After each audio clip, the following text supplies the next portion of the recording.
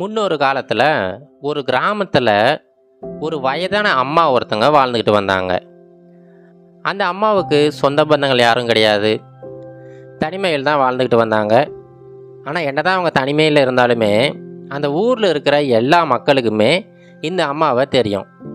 எல்லாருக்கிட்டையுமே நல்லா பழகுவாங்க. தினம் தினம் நிறைய பேர் அவங்க வீட்டுக்கு வந்து உக்காந்து பேசிட்டு போவாங்க. சின்ன சின்ன குழந்தைகள் இருந்து பெரிய மனிதர்கள் வரைக்கும் எல்லாருக்குமே இந்த அம்மாவை தெரியும்.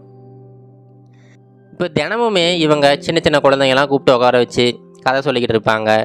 இந்த கதைகள் அங்கே இருக்கிற எல்லாருக்குமே பிடிக்கும். அதனால் பெரிய பெரிய மனிதர்கள் கூட சாயங்கால நேரத்தில் இவங்க வீட்டுக்கு வந்துடுவாங்க. ஒரே கலகலப்பாக அவங்க வீடு போய்கிட்டு இருக்கும்.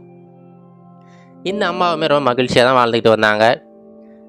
அவங்க சாப்பிட்றதுக்கு தினமுமே ஒவ்வொரு வீட்டில் இருந்து விதவிதமான சாப்பாடுகள் இவங்க வீட்டுக்கு வந்து சேர்ந்துடும். இவங்க சாப்பாட்டுக்கு எந்த பிரச்சனையும் கிடையாது. எந்த ஒரு குறையுமே இல்லாமல் ரொம்ப மகிழ்ச்சியாக வாழ்ந்துக்கிட்டு வந்தாங்க. அவங்க தனிமையில் இருக்கிற அந்த எண்ணம் கூட அவங்களுக்கு வந்தது கிடையாது.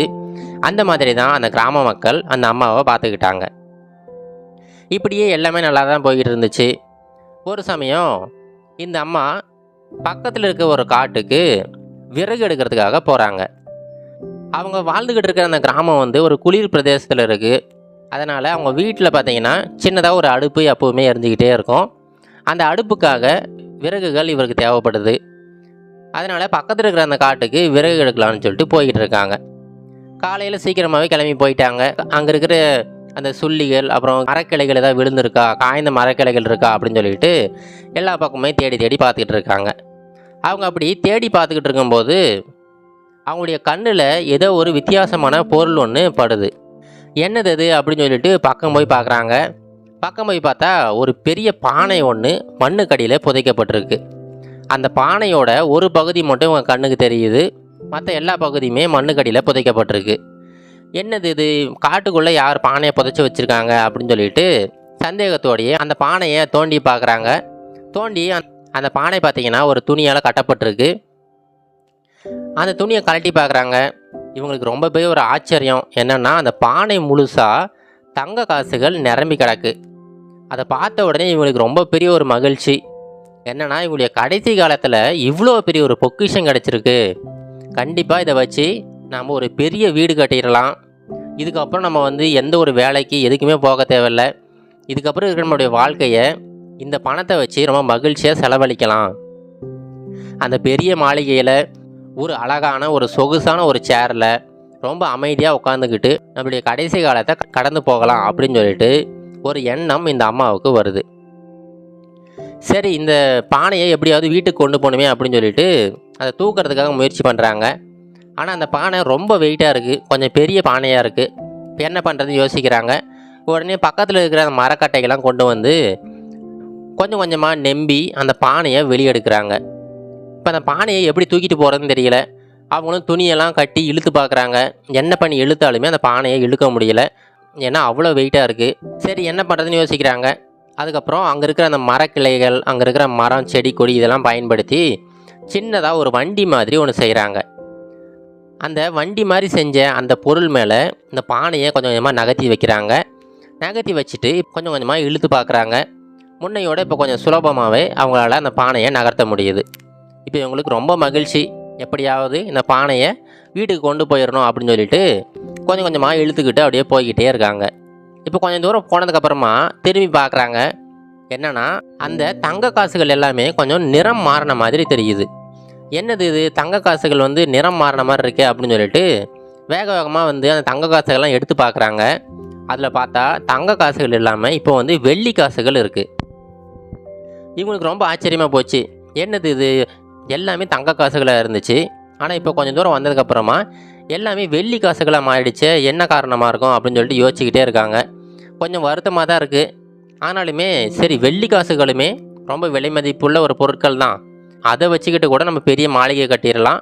நம்ம எதிர்பார்த்தது போலவே ஒரு சொகுசான ஒரு சேரில் உட்காந்துக்கிட்டு ரொம்ப அமைதியாக நம்முடைய வாழ்க்கையை கழிக்கலாம் அப்படின்னு சொல்லிட்டு ஒரு முடிவுக்கு வராங்க. மறுபடியும் கொஞ்சம் தூரம் அந்த பானையை இழுத்துக்கிட்டு போகிறாங்க. கொஞ்சம் நேரம் கழித்து மறுபடியும் திரும்பி பார்க்குறாங்க.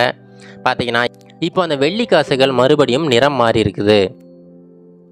என்னாச்சு அப்படின்னு சொல்லிட்டு வேக வேகமாக ஓடி வந்து அந்த பானையில் இருக்கிற அந்த நாணயங்களை எடுத்து பார்க்குறாங்க. இப்போ என்னாச்சுன்னா எல்லா வெள்ளி நாணயங்களுமே சாதாரண இரும்பு நாணயங்களாக மாறிடுச்சு. இது ரொம்ப பெரிய ஒரு அதிர்ச்சி தான். ஏன்னா முதல்ல தங்க நாணயமாக இருந்துச்சு, அப்புறம் வெள்ளி நாணயமாக மாறிச்சு, இப்போ கடைசியாக எதுக்குமே பயன்படுத்த முடியாத இரும்பு நாணயங்களாக மாறிடுச்சு. இந்த இரும்பு நாணயங்களை வச்சுக்கிட்டு எதுவுமே பண்ண முடியாது. இந்த நாணயங்கள் அவ்வளோ ஒன்றும் விலை மதிப்பு உள்ள பொருட்கள் கிடையாது. இந்த அம்மாவுக்கு ரொம்ப பெரிய ஒரு ஏமாற்றம். ஏன்னா அவங்க அதுக்குள்ளே நிறைய கனவுகள் கண்டு வச்சுருந்தாங்க.